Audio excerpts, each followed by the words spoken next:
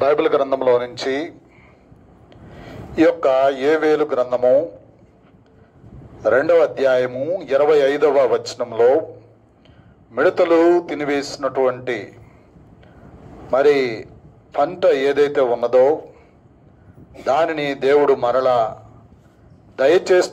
దయచేస్తాను అని దేవుడు ఇక్కడ మనకి సెలవిస్తూ ఉన్నాడు. కాబట్టి ఈ యొక్క మాట చాలా ప్రాముఖ్యమైనటువంటి మాటగా మనం చూడవచ్చు. కాబట్టి మీరు కడుపార తిని తృప్తి పొంది మీ కొరకు వింత కార్యములను జరిగించిన మీ దేవుడైన యెహోవా నామమును స్తుతించునట్లు నేను పంపిన మిడతలను, గొంగలి పురుగులను, పసరు పురుగులను, చీడ పురుగులను అను నా మహాసైన్యము తినివేసిన సంవత్సరముల పంటను మీకు మరలా ఇత్తును. కాబట్టి దేవుని యొక్క ఉద్దేశం ఏమిటి అనంటే మరలా మనం నష్టపోయినటువంటి పంటను మరలా ఇవ్వాలి అన్నదే దేవుని యొక్క ఉద్దేశం. కాబట్టి దేవుడు మనకి భూమి మీద సమస్తాన్ని ఇచ్చేటువంటి వాడు. మన జీవితాల్లో మనం ఏదైనా నష్టాన్ని అనుభవించినా సరే, ఏదన్నా మన యొక్క జీవితంలో మనము కోల్పోయినా సరే దేవుడు మనకి ఇవ్వాలి అనే ఆ ఉద్దేశంతో దేవుడు కలిగి ఉన్నాడు. కాబట్టి ఇవ్వాలి అని అంటే ఏం కోల్పోతూ వచ్చాం? మన యొక్క జీవితాల్లో కోల్పోయినటువంటి సంగతులు చాలా ఉన్నాయి. ఉదాహరణకు మనం చూసినట్లయితే అవ్వ ఆదాముని కలుగు చేసిన తరువాత దేవుడు ఈ యొక్క అవ్వ ఆదామును ఎంతగానో ప్రేమించినాడు. దేవుడు వారితోటి సంబంధ బాంధవ్యాలను కలిగి ఉన్నాడు. సాయంత్రం పూట ఆయన వారి దగ్గరకు వచ్చి వారితోటి ముచ్చటించటం మనము చూడవచ్చు. కాబట్టి ఈ యొక్క ప్రక్రియను మనం చూసినట్లయితే ఆదికాండము మరి 2వ అధ్యాయంలో నరుణ్ణి తయారు చేసినటువంటి విధానము ఇక్కడ మనం చూడవచ్చు. 7వ వచనంలో దేవుడైన యెహోవా నేలమట్టితో నరుని నిర్మించి వాని నాసిక రంధ్రములలో జీవవాయువును ఊదగా నరుడు జీవాత్మ ఆయను అని రాయబడుతూ వచ్చింది. కాబట్టి నరుడు జీవాత్మ అవుతూ వచ్చాడు. దేవుని ఆత్మ కలిగినటువంటి వ్యక్తిగా ఈ యొక్క మనిషి తయారవుతూ వచ్చాడు. అయితే దేవుడు ఈ యొక్క ఇచ్చినటువంటి ఆత్మను దేవుడు ఏం చేస్తూ వచ్చాడంటే మనిషి ఏం చేస్తూ వచ్చాడంటే కోల్పోయాడు. ఎలాగ కోల్పోయాడు అనంటే దేవుడు ఆత్మనిస్తే దేవుడు ఏదైతే చెప్తూ వచ్చాడో ఆ మాట వినకపోవడం వల్ల ఏమవుతూ వచ్చిందంటే దేవుడు ఇచ్చినటువంటి ఆత్మను కోల్పోయాడు. ఉదాహరణకు మనం చూసినట్లయితే అక్కడ సామెతల గ్రంథం 20వ అధ్యాయము 27వ వచనంలో ఏమని రాయబడుతూ వచ్చిందంటే చూడండి, అక్కడ రాయబడుతూ వచ్చినటువంటి మాటను మనము చదువుదాము. నరుని ఆత్మ యెహోవా పెట్టిన దీపము అని రాయబడుతూ వచ్చింది. సామెతల గ్రంథం 20వ అధ్యాయము 27వ వచనంలో ఆ మాట మనము చదవవచ్చును. నరుని ఆత్మ యెహోవా పెట్టిన దీపము అని రాయబడుతూ వచ్చింది.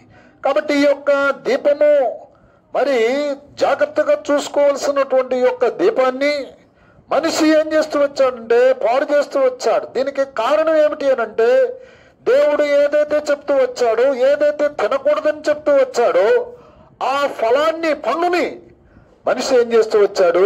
తిన్నాడు. ఈ కారణం చేత అతని యొక్క ఆత్మ ఏమైపోతూ వచ్చిందంటే అక్కడ రాయబడుతూ వచ్చినటువంటి మాట మనము జాగ్రత్తగా గమనించినట్లయితే చూడండి 17వ వచనం.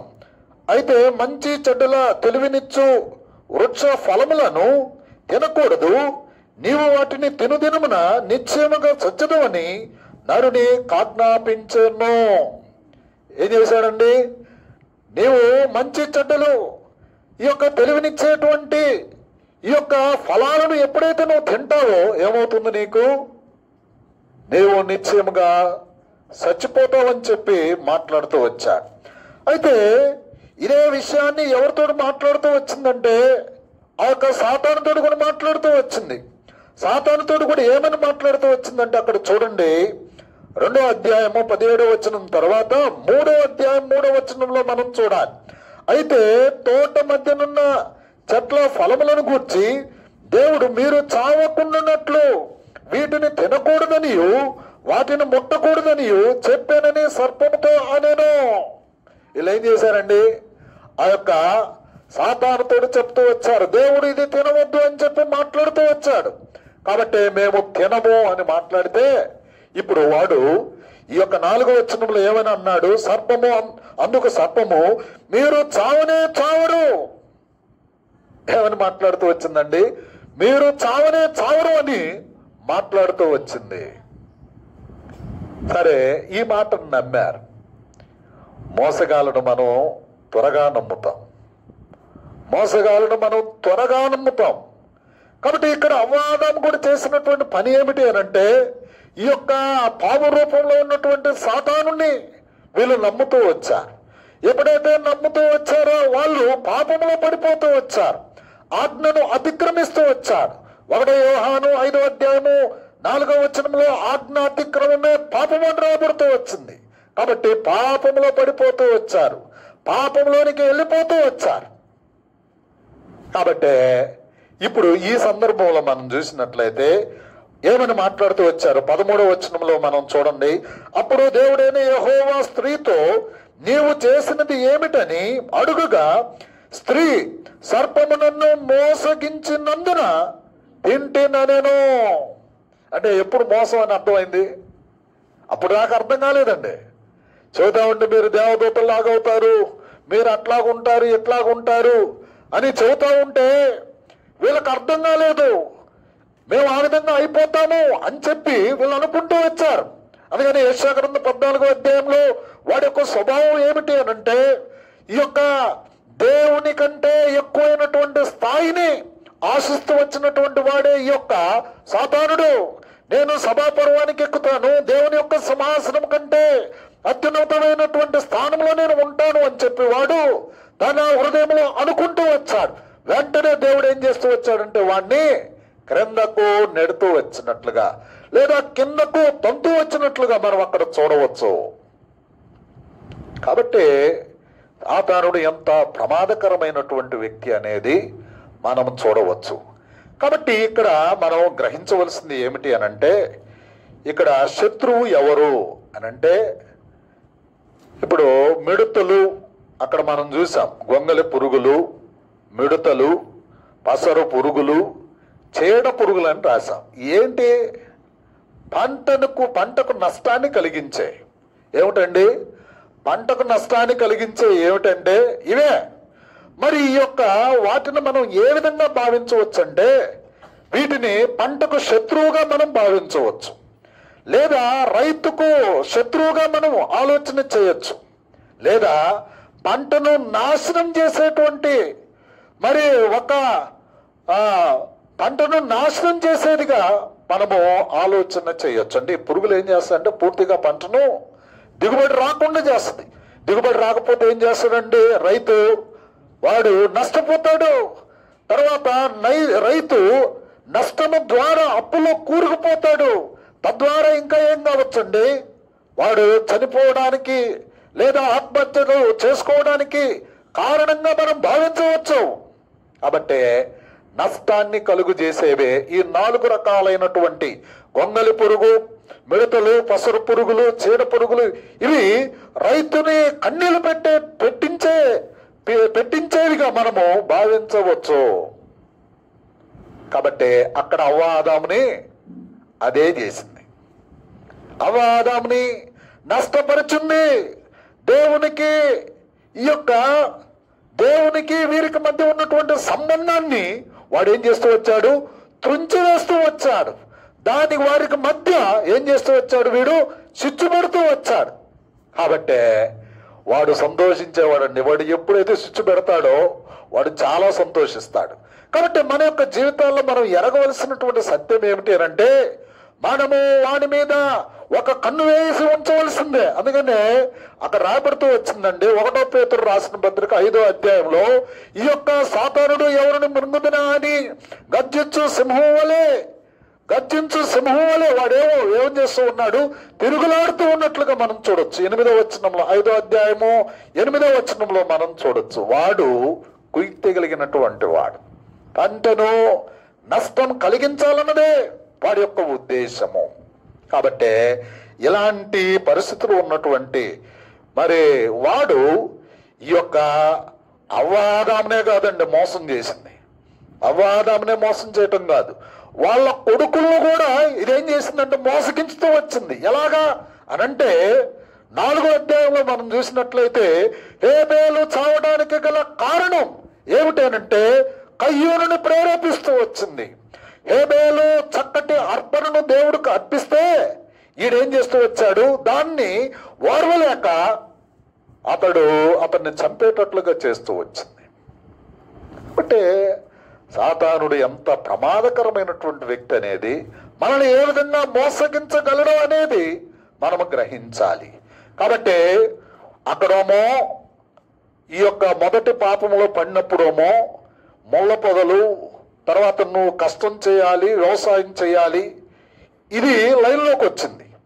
తర్వాత ఎప్పుడైతే ఈ యొక్క 2వ జనరేషన్ ఎప్పుడైతే వచ్చిందో, వాళ్ళ టైంలో ఎప్పుడైతే పాపంలో పడిపోతూ వచ్చారో దేశ దిమ్మరి అయిపోయాడు. ఏమైపోయారండి, 2వ జనరేషన్లో మనం చూసినట్లయితే వాళ్ళు దేశ దిమ్మరైపోతూ వచ్చాడు. ఇతడు ఆ యొక్క ప్రదేశం నుంచి దూరంగా వెళ్ళిపోయినట్లుగా మనం చూడవచ్చు. పాపము ఎంత ప్రమాదకరమైనది అనేది మనము గ్రహించవలసినటువంటి వారము. కాబట్టి అందుకని అక్కడ రాబడుతూ వచ్చిందండి 6వ అధ్యాయంలో మనం చూసినట్లయితే అక్కడ రాబడుతూ వచ్చినటువంటి మాటను మనము జాగ్రత్తగా పరిశీలన చేస్తాము. చూడండి, అక్కడ రాబడుతూ వచ్చినటువంటి మాట 5వ వచనం, నరుల చెడుతనము భూమి మీద గొప్పదనియు వారి హృదయం యొక్క తలంపుల్లోని ఊహంతయు ఎల్లప్పుడూ కేవలం చెడ్డదనియు యెహోవా చూచి. ఏమన్నాడు ఆ 6వ వచనం, తాను భూమి మీద నరులను చేసినందుకు యెహోవా ఏం చేశాడండి, సంతాపము నొందాడు, బాధపడ్డాడు. అయ్యో, భూమి మీద నరులను నేను ఎందుకు అనవసరంగా తయారు చేస్తూ వచ్చాను, బాధ నొందుతూ వచ్చాడు. బాధ నొందటమే కాదు, ఇంకా ఆయనకు మహాకోపం వచ్చి ఏం చేశాడంటే దీనికి ఎట్లాగైనా నివారణ కలుగు చేయాలని చెప్పి 7వ వచనంలో ఏమని చెప్పాడంటే, అప్పుడు యెహోవా నేను సృజించిన నరులతో కూడా జంతువులను, పురుగులను, ఆకాశ పక్షాదులను భూమి మీద నుండకుండా తోడిచేయాలని అనుకున్నాడు. ఏమనుకున్నాడండి, మొత్తాన్ని లేకుండా చేసేయాలని అనుకున్నాడు. కారణం ఈ యొక్క పాపము ఎంత భయంకరమైనది అనేది మనము గ్రహించవలసినటువంటి వారము. కాబట్టి పాపము ఏం చేసిందండి, మనిషికి కోపాన్ని రేపుతూ వచ్చింది ఇదండి. కాబట్టి పంటకు నష్టాన్ని కలుగు చేసేవి ఏమిటి అనంటే ఏమిటి అండి, గొంగలి పురుగులు, మిడతలు, పసర పురుగులు, చీడ పురుగులు. అంటే ఎవరండి ఈ 4? అంటే ఎవరు అనంటే సాతానుడు. పంటకు నష్టాన్ని కలుగు చేసేది ఎవరు అంటే సాతానుడు. ఆ పంట ఎవరు అంటే నువ్వు నేను. అదే యోహాను సువార్త 10వ అధ్యాయంలో ఆయన వ్యవసాయకుడుగా, మనమేమో ఆయనలో ఉన్నటువంటి ఒక కొమ్మలుగా ప్రతి కొమ్మ ఫలించాలని దేవుడు కోరుకుంటూ ఉన్నట్లుగా మనం అక్కడ చూడవచ్చు. నాలో ఫలించని ప్రతి తీగను నేనేం చేస్తాను, తీసి పారవేస్తానని చెప్పి అది దాన్ని తీసుకెళ్లి ఆరని అగ్నిలో వేస్తానని అక్కడ సెలవిస్తూ వచ్చాడు. కాబట్టి దేవుడు వ్యవసాయకుడు. దేవుడు ఎవరండి, వ్యవసాయకుడు. ఆయన వ్యవసాయం క్రింద మనం ఉన్నాము. మనలో ఏదైనా కల్మషం, డాగు ఇలాంటి ఏమైనా ఏర్పడుతూ ఉన్నాయో మనం ఏం చేయాలండి, మనం గ్రహించుకోవాలి. ప్రభువుని ఆరాధన చేయడానికి వచ్చిన మనము గ్రహించుకోవాల్సినటువంటి సత్యం ఏమిటి అని అంటే, మనలను పాడు చేసేవి లోకంలో ఎన్నో ఉన్నాయి. మనం ఏం చేయాలి? జాగ్రత్తగా ఉండాలి. జాగ్రత్తగా రాకపోతే మనమే నష్టాన్ని చూడాలి.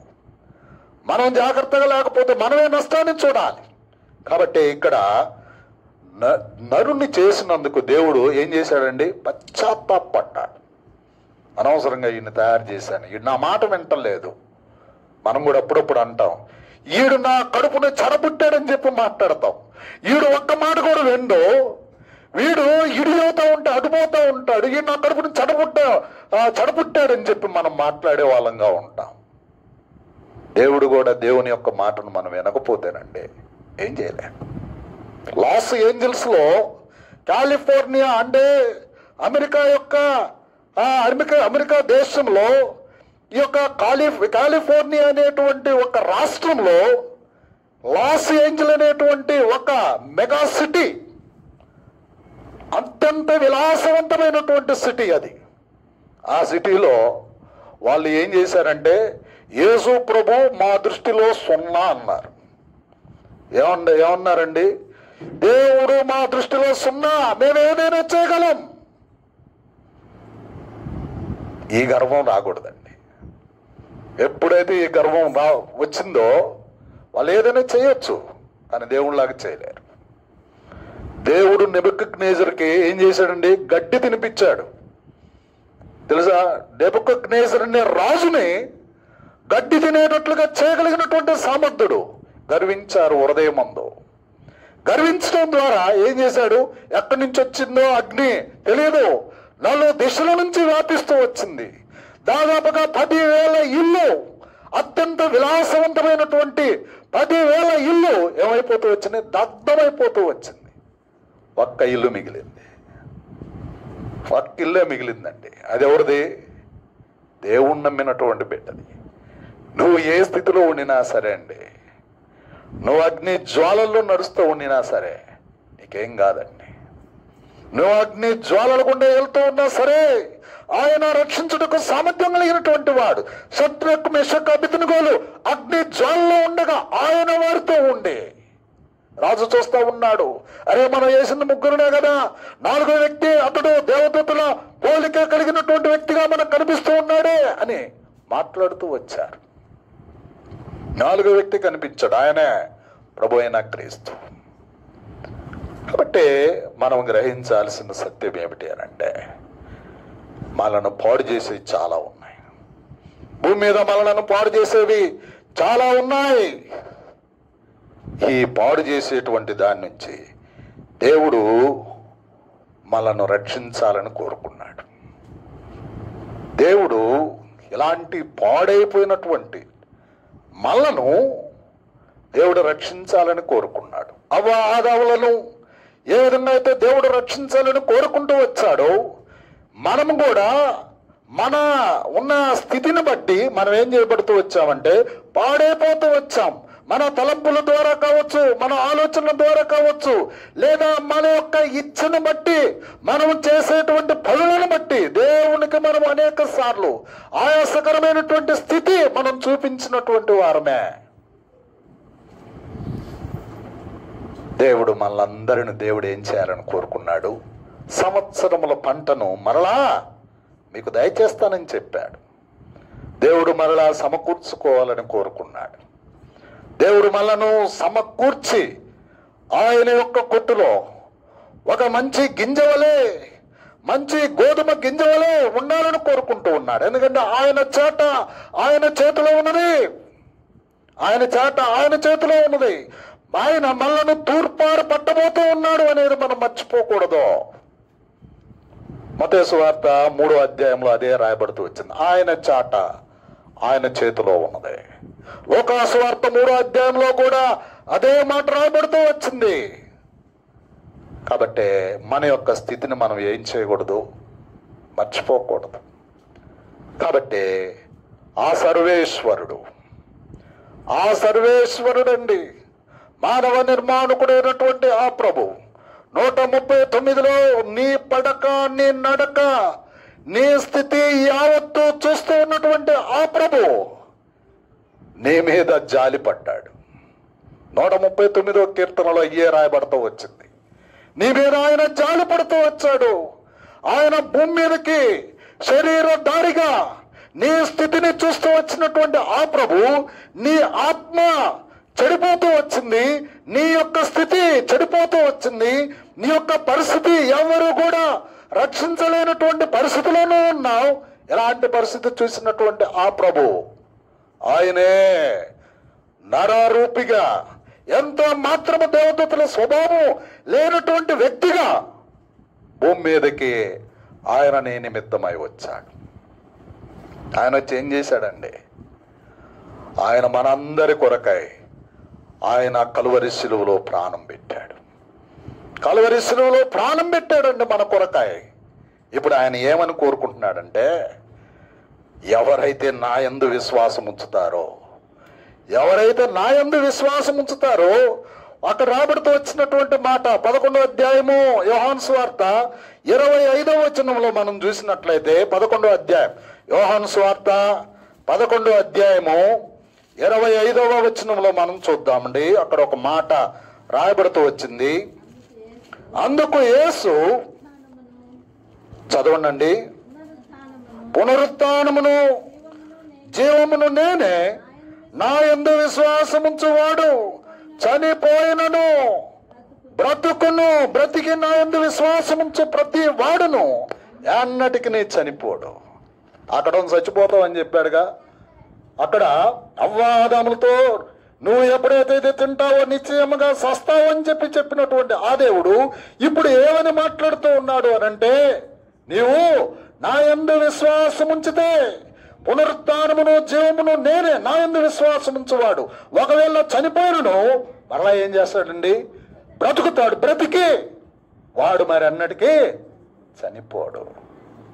దేవుడు శిలువ కార్యం ద్వారా ఎంత గొప్ప మేలు చేశాడు. నువ్వు చావాల్సినటువంటి వాడు. ఎందుకంటే వాళ్ళ ఆత్మను, దేవుని ఇచ్చినటువంటి ఆత్మను వాళ్ళు ఏం చేశారు? చెరిపివేస్తూ వచ్చారు. నోవాహు దినాలలో అక్కడ మనం చూసినట్లయితే నేను చంపేయాలని కోరుకున్నాడు కదా అక్కడ దేవుడు. మనం 6వ అధ్యాయంలో చూసినప్పుడు చంపేయాలని కోరుకున్నాడు కదా. నెక్స్ట్ వచనంలోనే ప్రారంభం ఎవరిది? నోవాహుది ప్రారంభం. 40 దినాలు ప్రచండమైనటువంటి వర్షం మొత్తాన్ని తుడిచిపారు నూకాడు. మరలా మంచి జనరేషన్ పుట్టిద్దామని చెప్పి నోవాహుకు అవకాశం ఇచ్చాడు. తన కుటుంబీకులకు అవకాశం ఇస్తే తర్వాత కూడా ఏమొచ్చినాయి అండి? పిలకలు, పాపపు పిలకలే వచ్చినాయి. మంచి పిలకలు వస్తాయని దేవుడు ఉద్దేశిస్తే ఇంకా పాపపు పిలకలే వచ్చినాయి. మరలా దేవుడు రెండోసారి రాబోతూ ఉన్నాడు. ఫస్ట్ సారి వచ్చి ఆయన ప్రేమను చూపిస్తూ వచ్చాడు. రెండోసారి ఈ యొక్క పిలకల్లో కూడా లేకుండా చేయాలన్నదే దేవుని యొక్క సంకల్పము. ఎవరైతే ఆయన విశ్వాసం ఉంచుతారో వారిని ఏం చేస్తాడు? నిత్య జీవానికి తీసుకెళ్తాడు. వారికి ఇక చావు ఉండదు. ఒకవేళ ఎక్కడ చచ్చిపోయినా అక్కడ మాత్రం ఇక చావు ఉండదు. వాడు ఎన్నటికీ దేవునితోటి ఉంటాడు. ఇలాంటి ఆశీర్వాదకరమైనటువంటి ప్రదేశానికి దేవుడు తీసుకెళ్లాలని ఆయన యొక్క ఉద్దేశం. కాబట్టి మనం ఏం చేయాలి అనంటే ప్రభువుకి యోగ్యంగా బ్రతకాలండి. ప్రభువుకి యోగ్యంగా బ్రతకటం కంటే భూమి మీద శ్రేష్టమైంది ఏది కూడా లేదు. 70-80 సంవత్సరాలు వచ్చినటువంటి ఆమెను అడిగితే ఇదే చెప్పుద్ది. ఒకవేళ 15-20 సంవత్సరాలు లేదా 30 సంవత్సరాల లోపల ఉన్నటువంటి వాళ్ళు ఈ మాట లేకపోవచ్చు. బలాన్ని బట్టి, జ్ఞానాన్ని బట్టి, చదువును బట్టి, ఉన్న అన్నాన్ని బట్టి, లేకపోతే అది ఇది పరిస్థితులను బట్టి నువ్వు ఆ మాట చెప్పలేకపోవచ్చు. కానీ 70 సంవత్సరాలు వచ్చినటువంటి వ్యక్తిని నువ్వు అడిగితే ఇదే మాట చెప్తాడు. అయ్యా, లోకంలో ఉన్నది ఏది కూడా మంచిది కాదయ్యా, ఎన్నో అనుభవించాను కానీ సున్నా. కాబట్టి ప్రియమైన దేవుని బిడ్డలారా, దేవుని కొరకు నమ్మకంగా బ్రతకటం, దేవుని కొరకు శ్రేష్టంగా బ్రతకటం. అందుకని ఎఫెసీయులకు రాసిన పత్రిక 5వ అధ్యాయంలో సంఘము ఏ విధంగా ఉండాలో అక్కడ దేవుడు బోధిస్తూ వచ్చాడు. అది కళంకమైనను, ముడతైనను, దాగైనను, మరి అట్టిది ఏదైనా లేకుండా ఎలాగ ఉండాలని చెప్పాడు? నిర్దోషమైనటువంటి సంఘంగా ఉండాలని. అది కళంకము లేనటువంటి సంఘంగా ఉండాలని ఆయనే ఏం చేశాడు? దాని కొరకు రక్తాన్ని కార్చాడు. ఆయన కొరకు క్రయధన, దాని కొరకు ఆయన క్రయధనాన్ని చెల్లిస్తూ వచ్చినట్లుగా మనం చూడవచ్చు. అంతే కదండి. ఇదండి సంఘం. ఆ విధంగా ఉండాలి. అవలక్షణాలు కలిగినటువంటి సంఘం ఏమవుతుంది? నష్టానికే తప్పించి ఏమైనా ఉంటుందా? అంతేనా? నీ ఒక చైరు కాలు చైరు ఉండగా 4 కాళ్ళు ఉంటాయి కదా, చైరుకి 4 కాళ్ళు ఉన్నాయి, ఒక కాలు కొద్దిగా డ్యామేజ్ అయిపోయింది. ఏమవుద్దు? నువ్వు సరిగ్గా కూర్చుంటావా అండి? కూర్చోలేవు. కారణం ఏమిటి? డ్యామేజ్ అవుతూ వచ్చింది. ఒకవేళ నువ్వు కూర్చుంటే కింద పడిపోతావు. కాబట్టి మనం ఎలాగ ఉండాలంటే శ్రేష్టంగా ఉండాలి. మనలో ఎలాంటి డ్యామేజ్లు ఉండకూడదు, ముడతలు ఉండకూడదు. చక్కటి విధానం ఎప్పుడైతే మనం కలిగి ఉంటామో అప్పుడే దేవునికి మనము యోగ్యులము. కాబట్టి ప్రభువును ఆరాధన చేయటానికి వచ్చినటువంటి మనము మనము మొదట ఏదైతే కోల్పోతూ వచ్చామో దాన్ని మరలా క్రీస్తు శిలువ ద్వారా దేవుడు మనకేం చేస్తూ వచ్చాడు? సమకూరుస్తూ వచ్చాడు. అంతే కదా. ఈ 4 అంటే గొంగలి పురుగు, మిడతలు, పసరు పురుగులు, చీడ పురుగులు తినివేసినటువంటి ఏం తినేసింది? మనలను మరణంలోనికి నెట్టిని. సాతాను మనలను మరణంలోనికి నెట్టాడు. ఇప్పుడు ఏం చేశాడు? ఆయన శిలువ కార్యము ద్వారా ఎవరైతే విశ్వసిస్తూ వచ్చారో వాళ్ళు మరలా ఏం చేయబడుతూ వచ్చారండి? దేవునిలో సమకూర్చబడుతూ వచ్చారు. ఇప్పుడు నాలోకి వచ్చిన తర్వాత మీరేం కారు? ఇక మరణం కారణం అని చెప్తూ వచ్చాడు. మరణ బంధకాలను దేవుడు ఏం చేస్తూ వచ్చాడంటే తీసివేస్తూ వచ్చాడు. కాబట్టి ఇప్పుడు మనము ఏమైపోయాం? నూతనంగా చేపట్టాం. అందుకనే ప్రకటన గ్రంథం 21వ అధ్యాయం 5వ వచనంలో ఏమని రాబడుతూ వచ్చింది? ఇప్పుడు అంచికి ఏమైపోతూ వచ్చింది? సమస్తము నూతనమైపోయింది. మనం ఇప్పుడు నూతనమైనటువంటి వ్యక్తులుగా చేయబడుతూ వచ్చాం. నూతనమైనటువంటి విధానాలతో మనం బ్రతికేదానికి దేవుడు మనకు అవకాశం ఇస్తూ వచ్చాడు.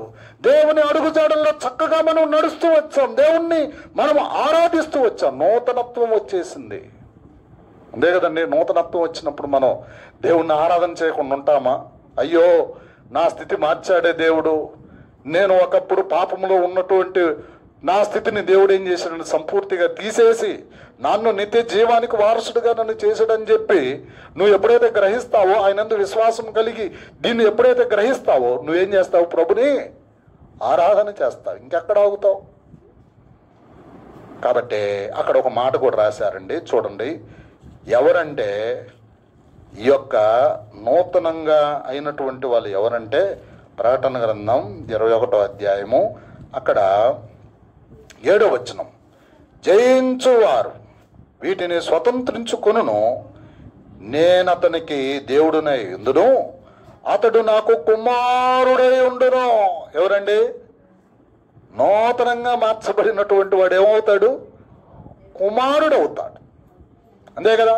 కాబట్టి అక్కడ అవాదము ఏం కోల్పోయారంటే దేవుని కుమారత్వాన్ని కోల్పోయారు. ఇప్పుడు యేసు క్రీస్తులో అదేం చేయబడుతూ వచ్చిందంటే సమకూర్చబడింది. మనము ఇప్పుడు జయించేటువంటి జీవితంలోనికి వచ్చాం. ఏదాన్ని జయించాం? సాతాన్ని జయించాం. మనలను నష్టం కలిగించేది ఏదైతే భూమి మీద ఉందో దాని నుంచి మనం విడుదల పొందాం. దాని నుంచి మన జీవితాన్ని మనం భద్రం చేసుకున్నాం. కాబట్టే దేవుడు మనకి జయ జీవితాన్ని ఇచ్చాడు.